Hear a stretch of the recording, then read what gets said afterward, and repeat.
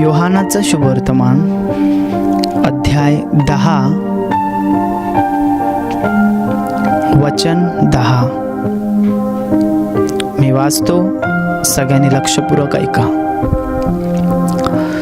चोर येतो तो केवळ चोरी, घात व नाश करावयास येतो. मी तर त्यांना जीवनप्राप्ती व्हावी व ते विपुलपणे व्हावी म्हणून आलो आहे. Hallelujah, hallelujah, hallelujah. माझ्या प्रिय भावांनो आणि बहिणींनो, देवाचा पुत्र येशू ख्रिस्त या वचनामध्ये सांगत आहे की चोर येतो तो केवळ चोरी, घात व नाश करावयास येतो.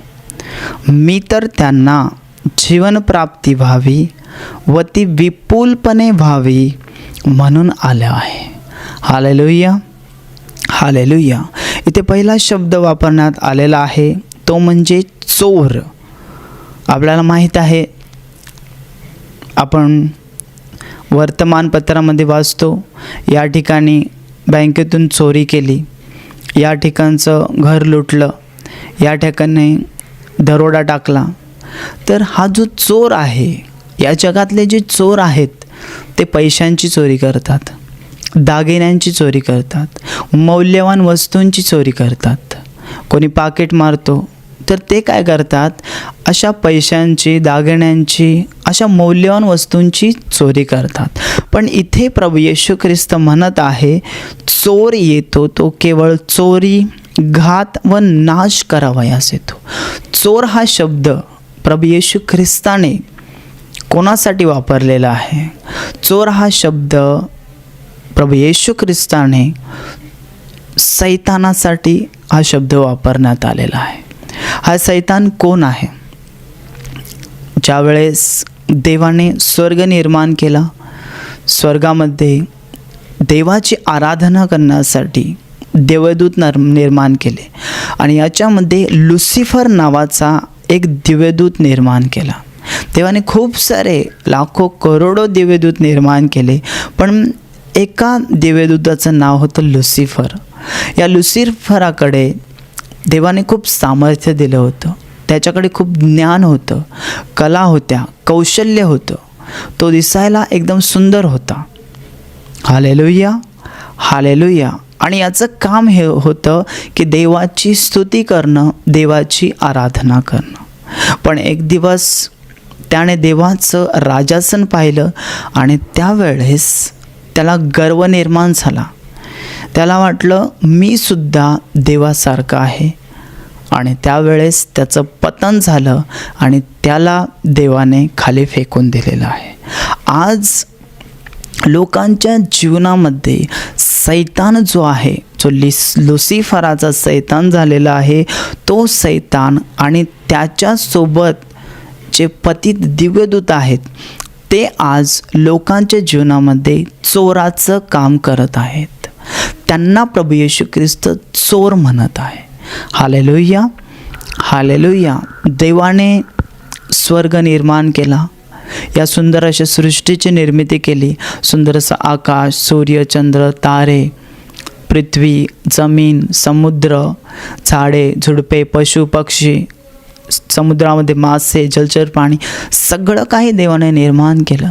आणि त्याच्यानंतर देवाने आपल्या हातांनी पृथ्वीवरील मातीचा पुतळा बनवला आणि त्याच्यामध्ये जीवनाचा श्वास फुंकला आणि माणसाला निर्माण केलं. हालेलुया. पहिला जो माणूस बनवला त्याचं नाव आदम, आणि दुसरा जो माणूस बनवला अर्थात स्त्री, तिचं नाव हवा. या दोघांना देवाने निर्माण केलं आणि यांना सुंदर एका बागेमध्ये ठेवलं होतं. त्यांचं जीवन सुखाचं, समाधानाचं होतं, आनंदाचं होतं. पण आणि देवाने त्यांना फळं खाण्यासाठी सांगितलं होतं, त्या बागेतली मशागत करण्यासाठी सांगितली होती, रक्षण करण्यासाठी दोघांनासुद्धा सांगितलं होतं. पण त्याच वेळेस त्या बागेमध्ये जो हा चोर आहे सैतान, सापाच्या रूपामध्ये येतो आणि हवेला फसवतो. देवानं जी आज्ञा सांगितली होती ती त्यांच्याकडून तुटते, मोडते आणि आज ते पतित होतात, पापी होतात आणि त्यांच्यामुळे आज अखिल मानवजात पतित झालेले आहे, पापी जीवन जगत आहे. जो अधिकार देवाने माणसाला दिला होता तोच माणसाने अधिकार सैतानाला देऊन टाकलेला आहे. त्यामुळे सैतान आज माणसांचा मालक झालेला आहे आणि माणूस गुलाम झालेला आहे, सैतानाचा गुलाम. आणि त्याच्या गुलामगिरीत असल्यामुळे आज सैतान माणसांचं जीवन पापांनी, आजारांनी, दुःखांनी, संकटांनी, क्लेशांनी भरून काढत आहे. आज हा सैतान लोकांचं जीवन चोरायचं काम करत आहे. आज लोकांच्या जीवनामध्ये शांती अजिबात नाही. का? शांती त्या सैतानाने चोरली आहे. आज लोकांच्या जीवनामध्ये आनंद अजिबात नाही, ते दुःखाचं जीवन जगत आहेत, कारण की हा आनंद सैतानाने चोरलेला आहे. आज सैतान लोकांचा वेळ चोरत आहे, त्यांची जी देवासंबंधीची जो योजना आहे ती चोरत आहे. Hallelujah, hallelujah. इतकंच नाही तर वचन सांगतं, प्रभू येशू ख्रिस्त सांगतो, चोर येतो तो केवळ चोरी करण्यासाठी, घात व नाश करावयास येतो. आज चोर हा सैतान लोकांचा विश्वासघात करत आहे. त्यांची जी योजना आहे, त्यांचे जे निर्णय आहेत ते घात करत आहे. आज हा सैतान देवाची जी योजना आहे, माणसांसंबंधी जे उद्दिष्ट आहे माणसाला दिलेलं आहे, तेच तो आज घात करत आहे. पुढे सांगत आहे वचन की तो नाश करावयात आहे. आज माणसांचं जे फ्युचर आहे, भविष्य आहे, ते तो नाश करत आहे. आज देवाच्या संबंधी जी योजना आहे, अपयशामुळे, दुःखामुळे, संकटांमुळे आज सैतान माणसाचं जीवनच नाश करत आहे. Hallelujah, hallelujah. कारण की आज लोकांच्या जीवनामध्ये आनंद नाही, शांती नाही, सुख समाधान नाही. आज लोक कठोर परिश्रम करत जीवन जगत आहेत. आज लोक ओझ्याने दबलेलं जीवन जगत आहेत. त्यांच्या जीवनामध्ये विसावा नाही आहे, त्यांच्या जीवनामध्ये सुख समाधान नाही आहे, आनंद नाही आहे. याचं कारण हे आहे, कारण की ते आज पापाच्या अधीन आहेत, सैतानाचे गुलाम आहेत. आणि हा चोर जो सैतान आहे त्यांचं जीवनच चोरत आहे. Hallelujah, hallelujah. माझ्या प्रिय भावांनो आणि बहिणींनो, पण पुढे असं वचन सांगतं, मी तर त्यांना जीवन प्राप्ती व्हावी व ती विपुलपणे व्हावी म्हणून आलेलो आहे. Hallelujah, hallelujah. आज तो सैतान कोणकोणत्या गोष्टी आपल्या अंतःकरणात लोकांच्या जीवनामध्ये टाकत आहे आणि चोरी करत आहे. आज लोक मादक पदार्थांचं सेवन करत आहेत. आज लोक डिप्रेशनमध्ये चिंता करत आहेत, डिप्रेशनमध्ये जीवन जगत आहेत. आज लोकांना कुणीतरी धोका दिलेला आहे. आज लोकांचं जीवन आजाराने भरलेलं आहे, संकटाने भरलेलं आहे, दुःखाने भरलेलं जीवन जगत आहेत. आज लोक त्यांच्या मित्रांच्या वाईट संगतीमध्ये आहेत, वाईट व्यसनामध्ये आहेत. आणि या सगळ्या प्रकारांनी तो दुष्ट सैतान लोकांचं जीवनच चोरत आहे. त्यांचा आनंद, त्यांची शांती, त्यांचा वेळ चोरत आहे. माझ्या प्रिय भावांनो आणि बहिणींनो, तो दुष्ट सैतान आपलं नशीब, आपलं जे भविष्य आहे ते ओळखू शकत नाही. पाहू शकत नाही, पण आपलं भविष्य तो तोडू शकतो. कशामुळे? जो आपला विश्वास आहे तो चोरी केल्यामुळे. आपलं हे जे जीवन आहे ते जीवन तो दुःखी आणि कष्टी केल्यामुळे. आज पापामुळे आज अखिल मानवजात त्याचं गुलाम झालेलं आहे. Hallelujah, hallelujah. आपल्याकडे जीवन ते आहे जे देवाने दिलेलं आहे, पण ते कमी प्रमाणात आहे. प्रभू येशू ख्रिस्त म्हणत आहे की मी तर त्यांना जीवन प्राप्ती व्हावी व ती विपुल प्रमाणे व्हावी म्हणून आलेलो आहे. आज आपल्याकडे जीवन आहे. देव आपल्यावर अमर्यादित असं प्रेम करत आहे. तो आपली काळजी घेत आहे, आपल्याला सांभाळत आहे. पण माझ्या प्रिय भावांनो आणि बहिणींनो, आपल्याला हे जे जीवन आहे ते समजत नाही. कारण की जोपर्यंत देवाची दया आपल्यावर होत नाही तोपर्यंत आपल्याला जीवन काय आहे ते कळत पण नाही आणि आपल्याला जीवन मिळत पण नाही. आपण आज जीवन जगत आहोत. देव आपल्यावर प्रेम करत आहे. आपल्याला श्वास घेण्यासाठी हवा मिळत आहे.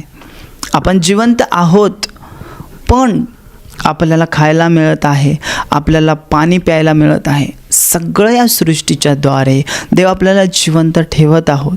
पण या प्रकारचं जीवन देण्यासाठी येशू ख्रिस्त आलेला नाही. तर तो म्हणत आहे की मी तर तुम्हाला जीवन प्राप्ती व्हावी आणि विपुल प्रमाणे व्हावी म्हणून आलेलो आहे. विपुल प्रमाणे म्हणजे मोठ्या प्रमाणामध्ये व्हावी. म्हणजे तो आपल्याला आनंद देण्यासाठी आलेला आहे. तो आपल्याला शांती देण्यासाठी आलेला आहे. तो आपल्याला विसावा देण्यासाठी आलेला आहे. तो आपल्याला सुखाचं समाधानाचं जीवन ते पण विपुल प्रमाणात देण्यासाठी आलेला आहे. Hallelujah, hallelujah. माझ्या प्रिय भावांनो आणि बहिणींनो, तो आपल्याला जीवन देण्यासाठी आलेला आहे. तो आपल्याला एक आयडेंटिटी, ओळख देण्यासाठी आलेला आहे. काही लोक इंस्टाग्राम वापरतात, फेसबुक वापरतात, यूट्यूब वापरतात आणि इंस्टाग्रामवर आपलं अकाउंट ओपन करतात आणि त्याच्यावर त्यांना व्ह्यूज मिळतात. इंस्टाग्राम तुमची ओळख नाही. तुमची या जगामध्ये, आत्मिक जगामध्ये ओळख निर्माण करण्यासाठी इंस्टाग्राम ठरवत नाही. किंवा त्यावर तुम्ही काही रील पाठवता, त्यावर जे लाईक्स येतात, फेसबुकवर तुम्ही व्हिडिओ टाकता, त्याच्यावरती व्ह्यूज येतात, त्या व्ह्यूजनुसार तुमची ओळख ठरत नाही. किंवा तुम्हाला मोठ्या पगाराची नोकरी आहे, त्या नोकरीनुसार तुमची ओळख ठरत नाही. तुम्ही कोणत्या पोस्टवर आहात, तुम्ही कोण आहात याच्यावरती ठरवत नाही. तर तुमची ओळख जी आहे ती ओळख देव ठरवतो. हालेलुया. तुम्ही किती प्रकारामध्ये तुमच्या हृदयामध्ये शांती आहे, आनंद आहे, तुम्ही किती विसावा घेत आहात, तुमचं हृदय किती आनंदी आहे, यावरती तुमची ओळख ठरते. माझ्या प्रिय भावांनो आणि बहिणींनो, आज तुमच्या पुढे 2 दरवाजे आहेत. एक चोराचा दरवाजा आणि एक येशू ख्रिस्ताचा दरवाजा. आज तुमच्याकडे 2 रस्ते आहेत. तो चोर, त्याचा दरवाजा पण उघडा आहे. निवड तुमची आहे. तुम्ही निवडू शकता चोराचा दरवाजा. तुम्हाला तिकडे शॉर्टकट मिळतील. पैसा कसा मिळवायचा, पैसा कसा कमवायचा, तुम्हाला शॉर्टकट मिळतील. तुम्हाला सगळं काही शॉर्टकटरित्या, सहजरित्या मिळेल. पण तुम्हाला शेवटी नाश होईल तुमचा. तुम्हाला जीवन मिळणार नाही. माझ्या प्रिय भावांनो आणि बहिणींनो, तुम्हाला दुसरा दरवाजा आहे. तो येशूचा दरवाजा आहे. तो तुम्हाला विपुल प्रमाणात जीवन देण्यासाठी आलेला आहे. तो तुम्हाला देऊ शकतो. तो तुम्हाला आनंद, तो तुम्हाला शांती, तुम्हाला विसावा देऊ शकतो. त्यासाठी तो आलेला आहे. माझ्या प्रिय भावांनो आणि बहिणींनो, मोबाईलमध्ये 2 ॲप्स असतात. 2 प्रकारचे ॲप्स असतात. एक असतो जो बॅटरी ड्रेन करणारा ॲप, म्हणजे बॅटरी लवकर संपवणारा ॲप्लिकेशन असतात, आणि दुसरे असतात जे बॅटरी म्हणजे मोबाईल चांगला चालावा यासाठीचे ॲप असतात. तुम्ही कोणते ॲप वापरत आहात, म्हणजे तुमचं जीवन तुम्ही कशा प्रकारे वापरत आहात, देवाने तुम्हाला हे जे वेळ दिलेला आहे तो तुम्ही कशामध्ये घालवत आहात. तुम्ही वाईट संगतीमध्ये आहात, तुम्ही पाप करत आहात, तुमचे वाईट मित्र आहेत, तुम्हाला वाईट व्यसनं आहेत, त्याच्यामध्ये तुम्ही जीवन घालवत आहात. माझ्या प्रिय भावांनो आणि बहिणींनो, तुम्हाला प्रभू येशू ख्रिस्त जीवन प्राप्ती व्हावी म्हणून आलेला आहे. तो तुम्हाला जीवन देऊ इच्छितो. तुम्हाला निवड करायची आहे. आपण जगाच्या अंधारात असतो त्यावेळेस आपल्याला समजत नाही, कारण त्या दुष्ट सैतानाचे, त्या चोराचे गुलाम असल्यामुळे आपल्या आत्म्याचे डोळेसुद्धा बंद असतात. आंधळं आपल्याला केलेलं असतं.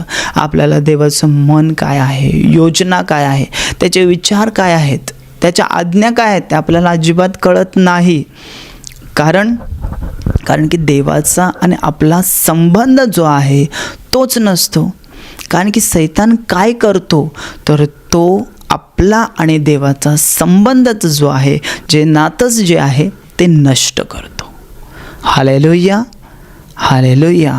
पण माझ्या प्रिय भावांनो आणि बहिणींनो, आपण येशूवरती विश्वास ठेवला पाहिजे. प्रभू येशू ख्रिस्त आपल्यासाठी 2000 वर्षापूर्वी या जगात आला.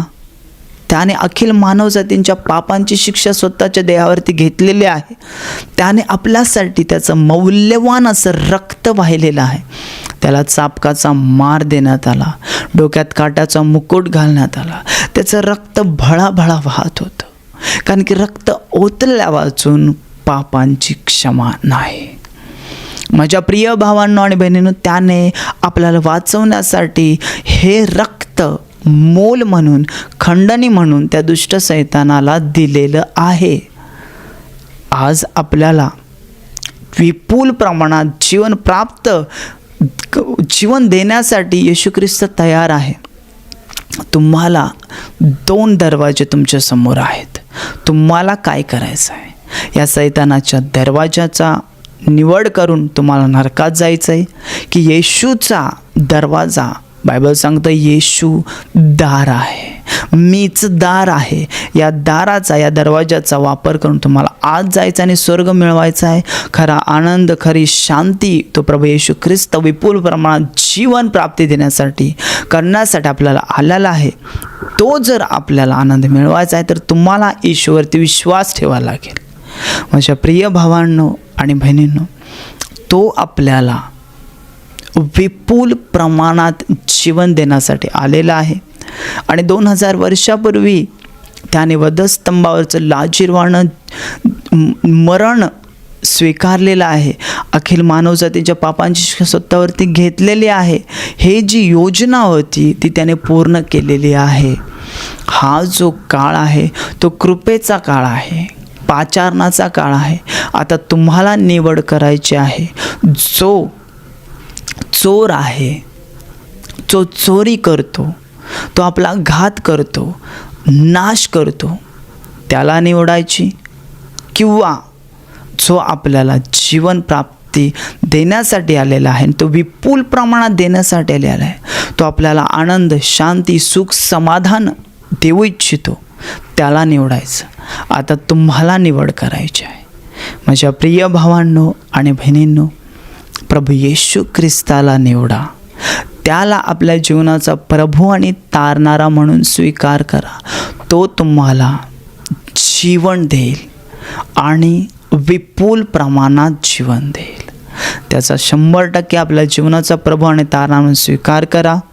सगळ्यांना क्षमा करा, आपली पापं कबूल करा, पश्चाताप करा आणि त्या प्रेमळ प्रभू येशूकडे क्षमा मागा. म्हणजे तुम्हाला तुमच्या पापांची क्षमा होईल आणि थेट स्वर्गाच्या राज्यात तुमचा प्रवेश होईल. आणि जोपर्यंत तुम्ही जिवंत आहात तो तुम्हाला विपुल प्रमाणात जीवन देईल, आनंद देईल, शांती देईल, सुख समाधान देईल. देवाची जी योजना आहे, तो दुष्ट सैतान चोरी करतो, आपल्याला त्या योजनेपासून दूर ठेवतो, ती योजना प्रभू येशू ख्रिस्त तुमच्या जीवनात आल्यामुळे पूर्ण होईल आणि मेल्यानंतर तुमचा स्वर्गाच्या राज्यात प्रवेश येईल. म्हणून आजच त्या प्रेमळ प्रभूचा स्वीकार करा, त्याला आपला प्रभू आणि तारणारा म्हणून स्वीकार करा. Hallelujah, hallelujah, hallelujah. या बहिणीचं नाव जया आहेत. त्या म्हणतायत की 2 ते 3 महिन्यापासून त्यांची मान दुखत होती, ज्यामुळे वळवताना त्यांना फार त्रास व्हायचं. पण शिबिरात भाग घेतल्यानंतर काल काउन्सिलिंगच्या प्रार्थनेमध्ये एका बहिणीने त्यांच्यासाठी प्रार्थना केली आणि तसंच आज पवित्र आत्म्याच्या प्रार्थनेमध्ये सुद्धा त्यांनी भाग घेतला विश्वासाने. प्रभूची कृपा झाली आणि आता त्या म्हणतात की त्यांच्या मानेचा त्रास पूर्ण निघून गेलेला आहे. म्हणून सर्वांनी टाळ्या वाजवून प्रभू येशूला धन्यवाद द्या.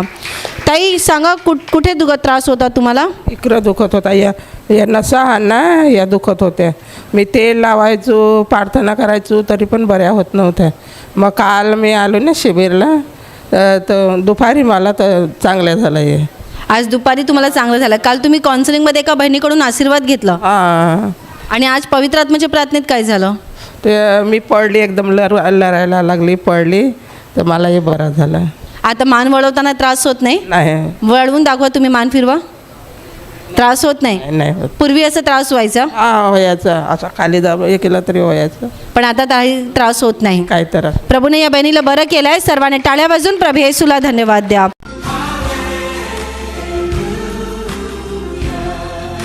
ताई तुमचं नाव सांगा. माझं नाव वंदन आहे. मी नाशिकवरून आले. माझं 2-3 महिन्यापासून खूप पाठ आणि कंबर दुखत होती. जेव्हा मी ते रविवारी आलो तेव्हा माझं अंग खूप जड पडून गेलं आणि ताप पण यायला लागलं मला. आणि काल जेव्हा आजारमुक्तीची प्रार्थना झाली तेव्हा माझ्या पोटामध्ये अशी हालचाल झालेली मला जाणवली आणि तेव्हापासून माझ्यावरी कंबर आणि पाठ दुखाची राहून गेली. त्यामुळे मी प्रभू येशूला कोटी कोटी धन्यवाद देते. त्यामुळे कंबर आता दुखत नाही तुमची आता आणि पाठ पण दुखत नाही नाही, बिलकुलच नाही. आणि अंग पण जड झालेलं. आता तुम्हाला कसं वाटते? आता एकदम भारी वाटते, हलकं वाटते, भारी वाटते. माझ्या मुलीची पण साक्ष आहे. रात्री तिचं खूप पोट दुखत होतं. रात्री तिने जेवण पण नाही केलं. मी तिला आशीर्वादित तेल लावलं पोटाला आणि वचनं बोलायला लावले, तर तिच्यावालं पोट पण राहून गेलं ना. आज तिने व्यवस्थित जेवण पण केलं. आता ती जेवते? हो, आता जेवते ती. प्रभूने बरं केलं. हो, आता एकदम व्यवस्थित केलं प्रभूने, म्हणून धन्यवाद देते मी प्रभूला.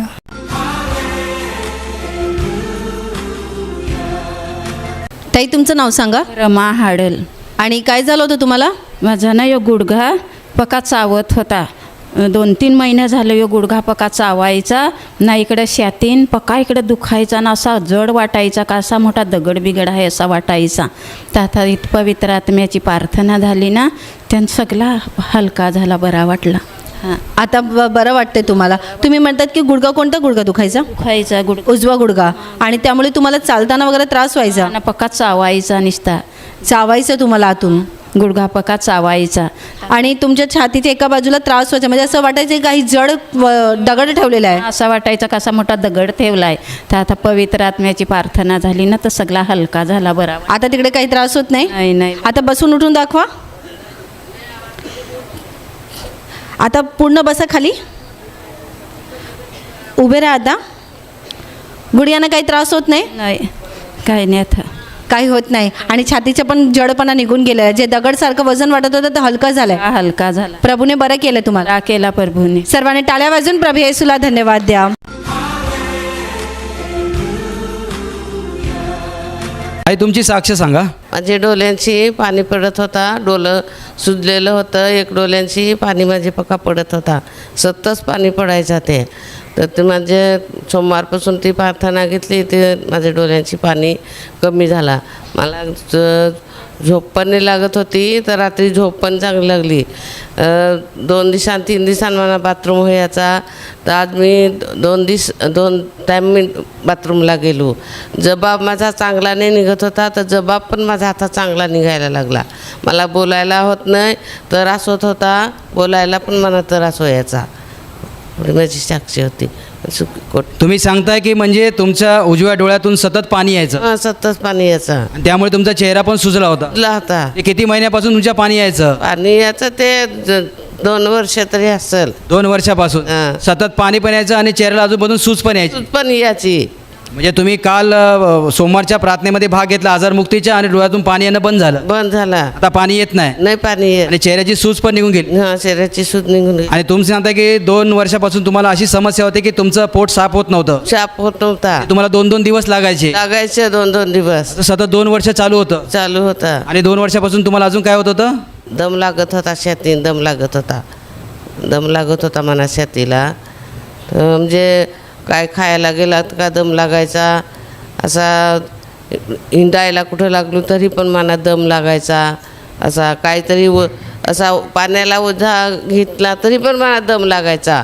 पण आज मला 2 दिवस झालं, मला काही दमा काही नाही आला.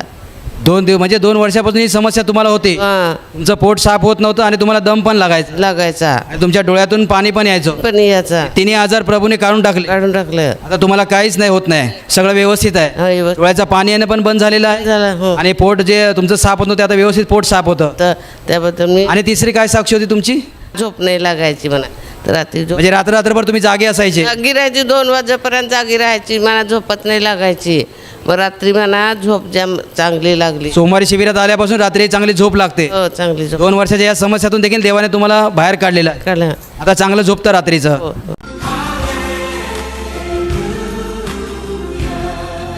तुमचं नाव सांगा. इंदू सुरुंदा. तुम्हाला काय त्रास होता? मला ॲसिडिटी व्हायची. बसलो का ना हे शाकाहारी भाजी खाली ना त्या मुली व्हायचं. गॅस व्हायचा पोटान. पण मी सोमवारपासून डाळ खाली, भाजी खाली, चण्याची भाजी खाली, असे तरी मला काय झालं नाही. पोटपीठ फुकलं, ढेकवर नाही आलं. मग माझ्या आज मला पर्स झाला पवित्र आत्म्यामध्ये. तर मी पडलो खाली तर माझ्या असं नाका तोंडातून तिखट निघून काहीतरी गेलं असं तुम्हाला जाणवलं? असं. माझा असे पाय दुखत होतं. हे दोन्हीला पाय दुखत होतं. ते पण आता बरं झालं. तो प्रभू येशूला धन्यवाद देतो. न रात्रीचे मी झोपायला लागलो ना का मला अजिबात झोप येत. पण रात्री मी ते कोब्यावर झोपलो निसते कार्पेटवर, तरी मला अशी झोप लागली. तर सकाळीच उठलो. नाही तर मला 3 वाजता रातचे झोप यायची, कधी 12 वाजता लागायची. पण रात्री शांती झोपलो. परमेश्वराने शांतीने झोप लागली म्हणून धन्यवाद देतो परमेश्वर. आणि तुमची कंबर पण दुखत होती ना? माझी कंबर पण दुखत होती. मी कालच्या रात्री पडलो ना तेव्हा पण माझी कंबर हलकी झालं, मोकळं झालं. माझं असं फीट बांधल्यासारखं झालं होतं ना, ते असं फीट असं मोकळं झालं. असं आता काही दुखत नाही, सगळं बरं झालेलं आहे. बरं झालं, आता बरं झालं. सरण टाळ्या वाजून प्रभूला धन्यवाद द्या.